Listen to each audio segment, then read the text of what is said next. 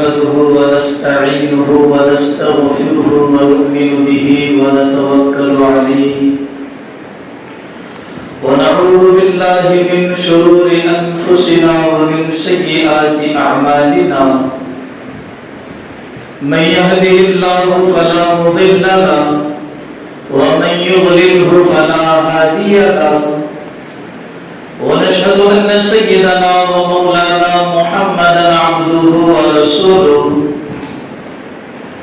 أما بعد قال الله تبارك وتعالى أعوذ بالله من الشيطان الرجيم بسم الله الرحمن الرحيم لقد صدق الله رسوله الرؤيا بالحق لتدخلن المسجد الحرام إن شاء الله صابرين معلقين رؤوسكم ومقصرين لا تخافون فعلم ما لم تعلموا فجعل من دون ذلك فتحا قريبا هو الذي أرسل رسوله بالهدى ودين الحق ليظهره على الدين كله وكفى بالله شهيدا محمد رسول الله صدق الله العظيم. میرے محترم بزرگوں، ذی الحج کا مہینہ چل رہا ہے اور ذی الحج کا مہینہ ہمیں حضرت عثمان بن عفان رضی اللہ تعالیٰ عنہ کی سیرت و شہادت کی یاد دلاتا ہے کہ حضرت عثمان کے اندر اللہ رب العزت نے کون سی صفتیں رکھی تھی اور کون سی صفتوں سے حضرت عثمان پہچانے جاتے تھے. ہم نے پچھلے جمعہ میں سنا تھا کہ حضرت عثمان بن عفان رضی اللہ تعالیٰ عنہ بڑے تاجروں کے اندر ان کا شمار ہوتا تھا، بڑے بزنس مین وہ کہلاتے تھے کہ جب بھی موقع آیا اپنا مال اللہ کے راستے میں انہوں نے قربان کیا. جتنی اللہ نے ان کو توفیق دی تھی اس سے کئی زیادہ مال انہوں نے اللہ کے راستے میں خرچ کیا. جب بھی رسول اللہ نے ان کو آواز دی کہ اللہ کے راستے میں مال کی ضرورت ہے، امداد کی ضرورت ہے، تو حضرت عثمان کبھی پیچھے نہیں ہٹے، پیش رہے اپنا مال لے کر. یا رسول اللہ میں حاضر ہوں، یا رسول اللہ میں اور میرا مال حاضر ہے آپ کی خدمت کے لیے. کنواں خرید کر دیا، مسجد نبوی کو جگہ تنگ ہو رہی تھی، اپنے ذاتی مال میں سے خرچ کر کے زمین خریدی اور اللہ کے لیے اس کو وقف کر دیا.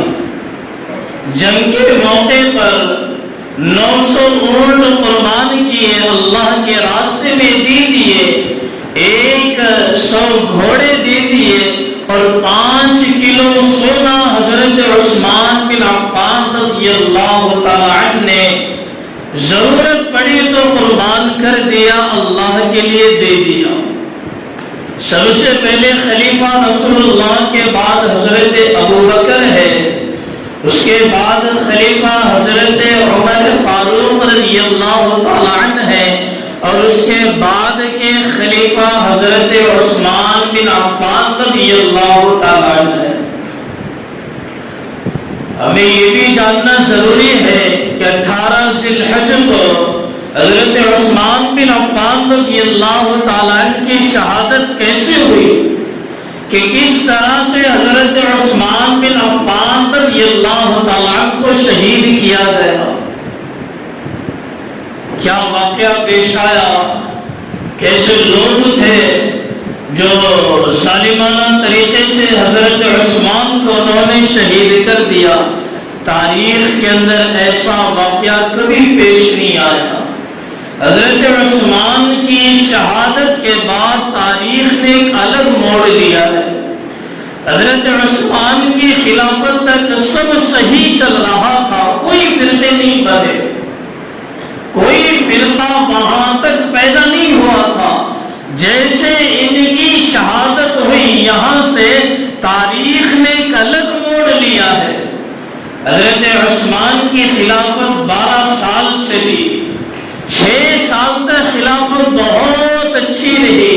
حضرت عثمان غنی رضی اللہ تعالیٰ عنہ نے حضرت امیر معاویہ کو حکم دیا کہ سمندر کے اندر چلنے والے بیڑے تیار کیے جائے یا جہاز تیار کیے جائے جو سمندر کا سفر طے کرے۔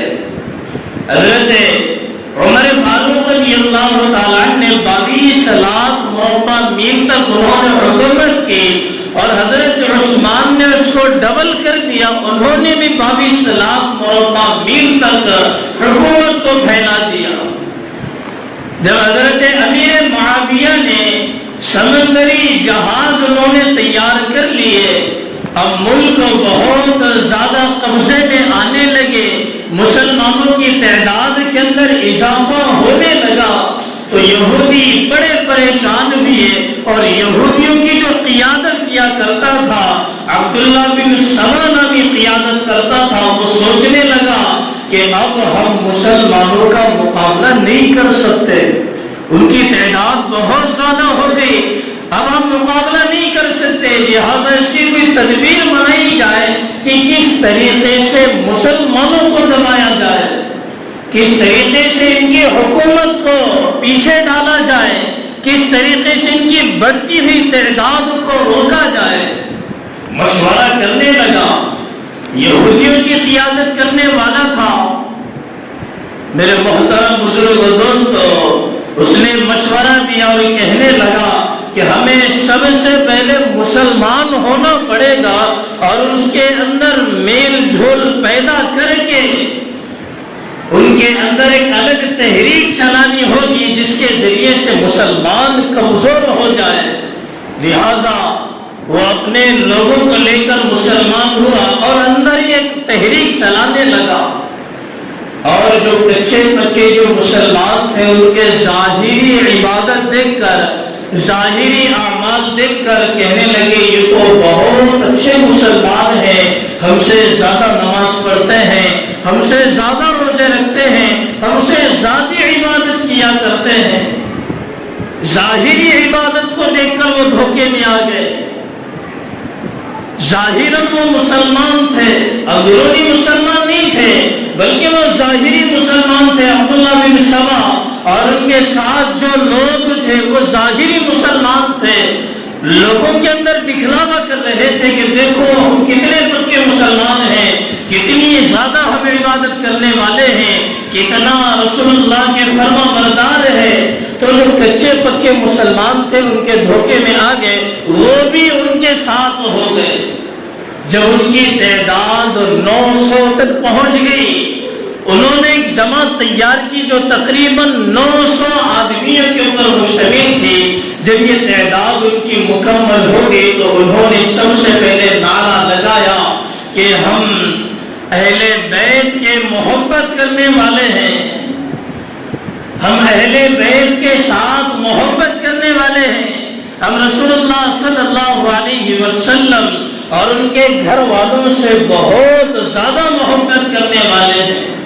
میرے محترم بزرگ و دوستو، جیسے جیسے وقت آگے بڑھا انہوں نے یہ بھی نعرہ لگایا کہ رسول اللہ صلی اللہ علیہ وسلم کے بعد خلیفہ بننے کے سب سے زیادہ حقدار حضرت علی تھے۔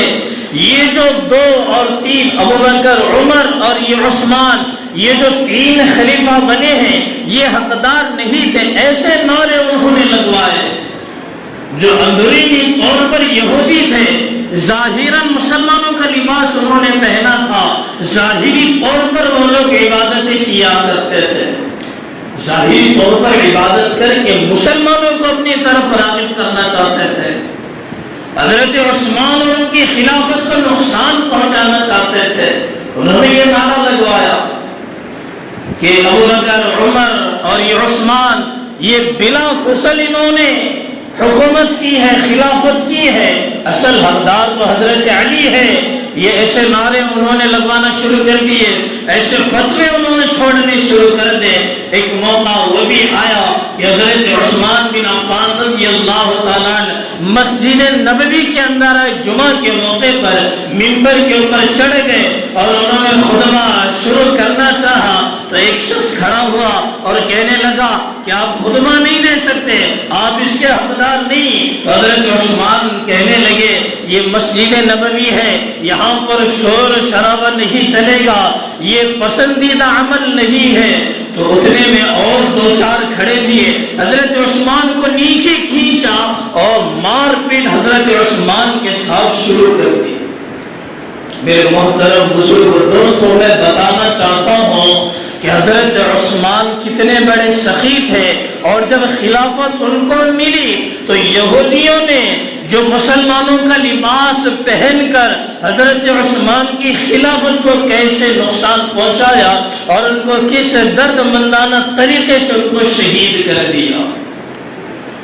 حضرت عثمان کو منبر سے پکڑ کر نیچے کھینچا اور کھینچ کر ان کے ساتھ مار پیٹ شروع کر دی۔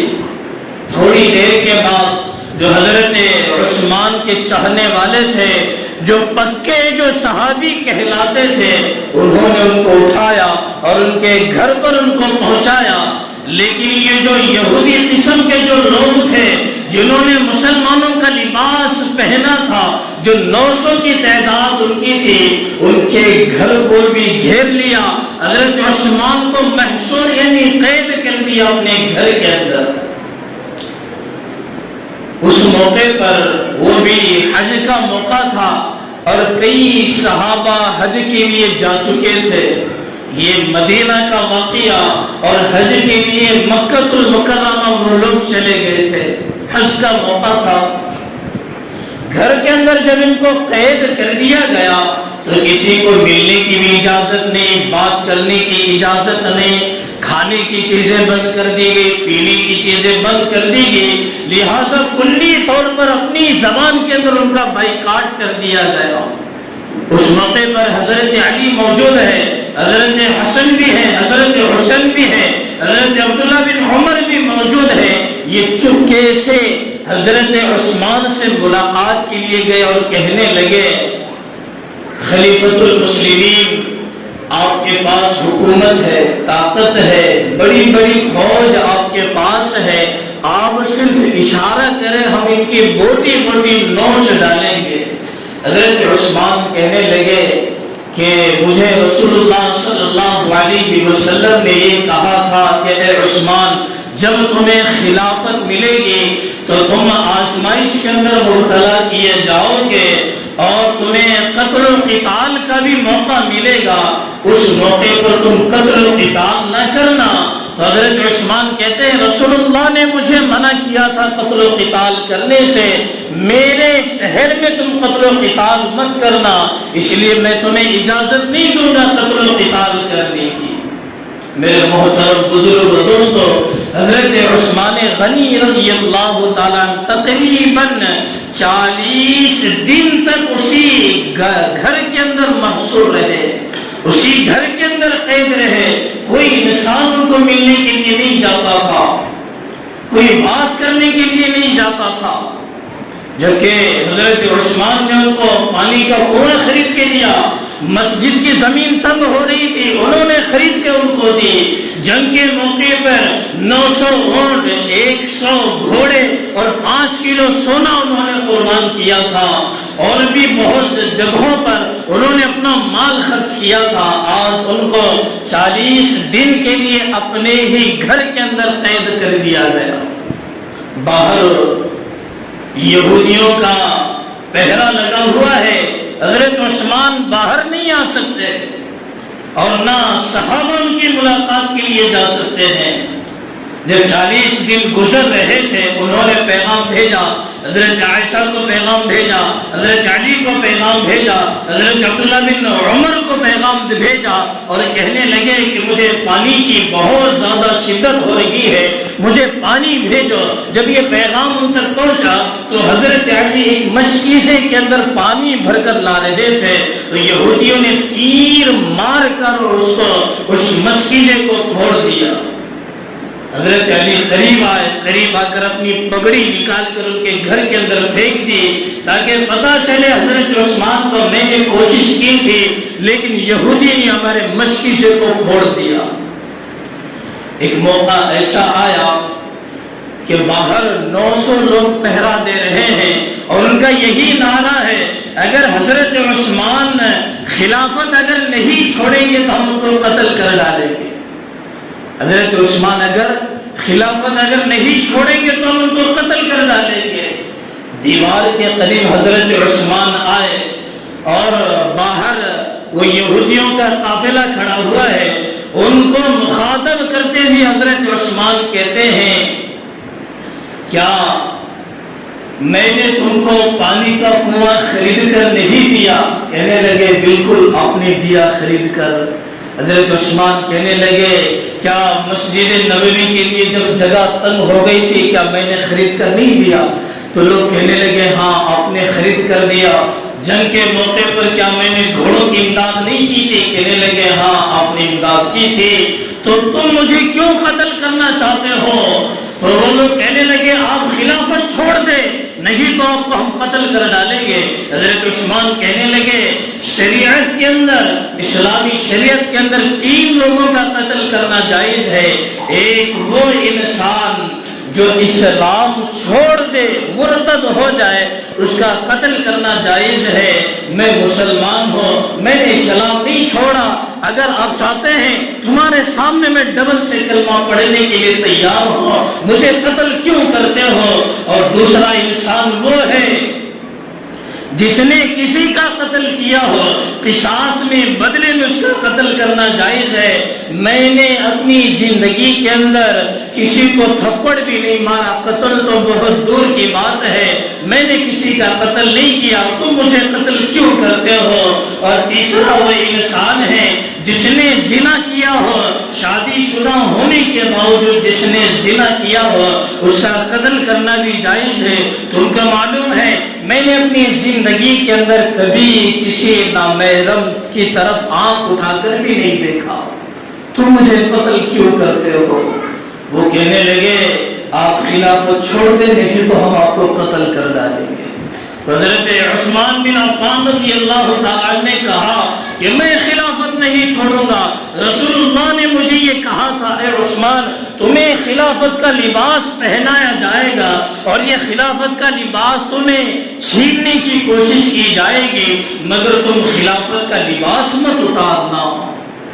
رسول اللہ نے یہ پیشن گوئی کی تھی کہ خلافت تمہیں ملے گی، خلافت کا لباس تمہیں پہنایا جائے گا اور اسے چھیننے کی بھی کوشش کی جائے گی، لہٰذا تم اس کو اتارنا مت، اس کو اتارنا مت۔ میرے محترم بزرگوں دوستو 40 دن اس گھر کے اندر گزر گئے، 40 دن گزر گئے، کھانے کو نہیں ملا، پینے کو نہیں ملا، کوئی بات کرنے کو تیار نہیں۔ حضرت علی، حضرت حسن اور حسین ملاقات کے لیے آئے، کہنے لگے آپ یہاں سے ہجرت کر کے مکہ مکرمہ چلے جائے۔ حضرت عثمان کہتے ہیں یہ نبی کا شہر ہے، میں نبی کا شہر چھوڑ کر کیسے جا سکتا ہوں؟ 40 دن گزر گئے۔ میرے محترم بزرگ دوستو جب 40واں دن تھا انہوں حضرت عثمان نے اپنی بیوی کو بلایا اور کہنے لگے کہ ابھی ابھی میں نے خواب دیکھا ہے اور خواب کے اندر رسول اللہ موجود ہے، ابو بکر بھی موجود ہے، عمر بھی موجود ہے۔ رسول اللہ کہتے ہیں کہ اے عثمان ہم آپ کے انتظار میں بیٹھے ہوئے ہیں، آ جاؤ آج ہم ساتھ میں بیٹھ کر افطار کرتے ہیں، افطر علینا، ہم ساتھ میں بیٹھ کر افطار کرتے ہیں۔ اپنی بیوی کو بلایا، کہنے لگے کہ اب رسول اللہ کا بلاوا آ گیا ہے، مجھے سب سے پہلے پیجامہ دو، میں پیجامہ پہن لوں گا، کہیں ایسا نہ ہو کہ یہودی مجھ پر حملہ کر دے اور میرا سطر کھل جائے۔ قرآن مجید کھولا اور تلاوت کرنا شروع کر دی، آیت مبارکہ پر پہنچے فَسَيَكْفِيكَهُمُ اللَّهُ وَهُوَ السَّمِيعُ الْعَلِيمُ۔ ایک شخص یہودی دیوار کود کر اندر آیا اور نیزے سے سر کے اوپر اس نے وار کیا، پانی بل بل نکلنے لگا، خون بل بل نکلنے لگا اور قرآن مجید کے اوپر گر گیا۔ میرے محترم بزرگ و دوستو، اور ایک یہودی آیا، داڑھی مبارک پکڑ کر سینے کے اوپر کودنے لگا، جس کی وجہ سے ان کی پسلیاں بھی اڑ گئی۔ اور ایک یہودی آیا اور حضرت عثمان کو اس نے تھپڑ مارے۔ میرے محترم بزرگ و دوستو، اتنے درد بھرے انداز کے ساتھ ان کو شہید کر دیا گیا۔ ان کی بیوی نے روکنے کی کوشش کی تو ان کے اوپر بھی حملہ کیا، ان کی یہ انگلیاں بھی کٹ گئی، ان کی بیوی کی روکنے کی کوشش کی تھی۔ میرے محترم بزرگ و دوستو، باہر یہ خبر نہیں تھی کہ حضرت عثمان کو شہید کر دیا گیا۔ 2 دن کے بعد معلوم ہوا کہ حضرت عثمان کو شہید کر دیا گیا۔ جب ان کی نماز جنازہ پڑھ کر ان کو لے جایا گیا تو یہودی ان کے اوپر پتھر مارنے لگے، اور جنت البقیع کے آخری حصے میں حضرت عثمان کو دفن کیا گیا۔ تو حضرت علی نے کہا کہ ان کے قبر کا بھی ہمیں پہرا دینا پڑے گا، کہیں ایسا نہ ہو کہ یہودی ان کی قبر کو نکال کر، ان کے جسم کو نکال کر ان کی بے حرمتی کرنی شروع کر دیں۔ میرے محترم بزرگ و دوستو، اتنے درد بھرے انداز کے ساتھ حضرت عثمان کو یہودیوں نے شہید کر دیا، جو ظاہری طور پر مسلمانوں کا لباس پہن کر اللہ اللہ کرنے لگے تھے، عبادتیں کرنے لگے تھے، ایک تحریک چلا کر اپنی فوج انہوں نے جمع کی تھی۔ علامہ ابن سیرین رحمت اللہ علیہ ایک مرتبہ کعبۃ اللہ کا طواف کر رہے تھے، انہوں نے ایک شخص کو دیکھا دعائیں کر رہا ہے، اللہم اغفر لی، کہ اللہ میری مغفرت کر دے، میرے گناہوں کو معاف کر دے، اور ساتھ میں یہ بھی دعائیں کر رہا تھا کہ مجھے گمان ہے کہ آپ میری مغفرت نہیں کریں گے۔ کیسی دعا ہے یہ؟ اللہم اغفر لی، اے اللہ میری مغفرت کر دے، اور میں یہ جانتا ہوں، میرا یہ گمان ہے کہ آپ میری مغفرت نہیں کریں گے۔ تو علامہ ابن سیرین رحمۃ اللہ علیہ نے جب یہ دعا سنی، طواف ختم کرنے کے بعد اس شخص کے مل کر پوچھنے لگے، آپ نے ایسی دعا کیوں کی؟ پہلے تو کہتے ہیں معاف کر دو، پھر کہتے ہیں مجھے گمان ہے آپ معاف نہیں کریں گے۔ تو وہ شخص کہتا ہے آپ مجھے جانتے ہیں؟ علامہ سیرین رحمۃ اللہ علیہ کہتے ہیں میں نہیں جانتا، میں وہ شخص ہوں جس نے حضرت عثمان کی داڑھی پکڑ کر ان کو تھپڑ مارا تھا۔ میں وہ شخص ہوں جس نے حضرت عثمان کی داڑھی پکڑ کر میں نے ان کو تھپڑ مارا تھا۔ تو اس موقع پر ان کی بیوی نے مجھے 3 بددعائیں دی تھی۔ ایک بددعا یہ تھی کہ اللہ تجھے اندھا کر دے، میں اندھا ہو گیا۔ دوسری بددعا انہوں نے کی تھی کہ اللہ تیرے ہاتھ کو خشک کر دے، آپ دیکھ رہے ہیں کہ میرا ہاتھ یہ خشک لکڑی کی طرح ہو گیا، کوئی کام نہیں کرتا، میرا پاؤں لنگڑا ہو گیا، میں چل بھی نہیں سکتا۔ اور اس نے ایک بددعا یہ بھی دی تھی کہ اللہ تجھے کبھی معاف نہ کرے، میں جانتا ہوں اللہ مجھے معاف نہیں کریں گے، اس لیے ایسی دعائیں کر رہا ہوں۔ میرے محترم بزرگ دوستو، ذی الحج کا مہینہ، اس مہینے کے اندر ہم حضرت عثمان بن عفان رضی اللہ تعالیٰ عنہ کی شہادت ہوئی۔ ہم ماننے والے، چاہنے والے، ہمیں معلوم ہونا چاہیے کہ حضرت عثمان کو کس طریقے سے شہید کیا گیا، کیسا ظلم کیا گیا۔ تاریخ نے یہاں سے ایک موڑ لیا ہے، اور یہاں سے ہی نئے فتنے شروع ہوئے، نئے فرقے شروع ہوئے۔ رسول اللہ صلی اللہ علیہ وسلم نے کہا تھا کہ میری امت کے اندر 72 فرقے تیار ہوں گے، ایک فرقہ ہی کامیاب ہوگا۔ علماء نے اس کی فہرست تیار کی کہ یہ ایجاد کہاں سے ہوا۔ حضرت عثمان کی وفات کے بعد ہی یہ 72 فرقے بنے ہیں، ان کی وفات کے بعد ہی یہ 72 فرقے اور اس کا ایجاد کرنے والا، یہودیوں کی قیادت کرنے والا عبداللہ بن سبا، یہ شخص جس نے 72 فرقے تیار کیے ہیں، قادیانی، مرزائی، یہ جتنی بھی فرقے ہیں اسی کی پیداوار ہے۔ اور رسول اللہ نے یہ بھی کہا کہ کامیاب فرقہ کون؟ جو میرے اور میرے صحابہ کے طریقے کے اوپر چلے گا، وہی فرقہ کامیاب ہوگا۔ تو اللہ تعالیٰ سے دعا ہے کہ اللہ تعالیٰ ہم سب کو رسول اللہ اور صحابہ کی فرما برداری کرنے کی توفیق عطا فرمائے، جو حضرات سنت